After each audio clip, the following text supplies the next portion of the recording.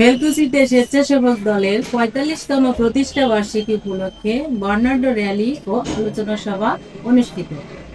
গৌরব, ঐতিহ্য ও সংগ্রামের মাসে জাতীয়তাবাদী স্বেচ্ছাসেবক দলের ৪৫তম প্রতিষ্ঠা বার্ষিকী উপলক্ষে সিরাজগঞ্জে বেলকুচি উপজেলা বর্ণাঢ্য র্যালি, বৃক্ষরোপণ কর্মসূচি ও সংক্ষিপ্ত আলোচনা সভা অনুষ্ঠিত হয়েছে।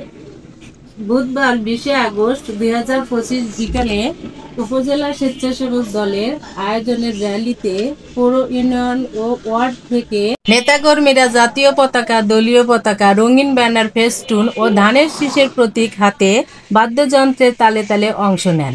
র্যালিটি বেলকুচি অনার্স কলেজ প্রাঙ্গণ থেকে শুরু হয়ে থানা মোড়ে গিয়ে শেষ হয়।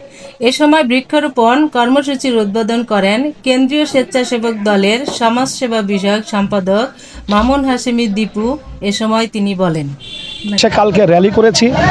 আজকে স্বেচ্ছাসেবক দলের পক্ষ থেকে সারা বাংলাদেশের সকল উপজেলা, থানা, পৌরতে আমরা র্যালি করেছি এবং বিভিন্ন উপজেলা এবং থানাতে হসপিটাল, সদর হসপিটালগুলো পরিষ্কার থেকে শুরু করে বৃক্ষরোপণ কর্মসূচি এবং রাস্তাঘাট পরিষ্কার, ডাস্টবিন স্থাপন, এগুলো আমরা সারা বাংলাদেশে এই কার্যক্রমগুলো আমরা নিয়েছি।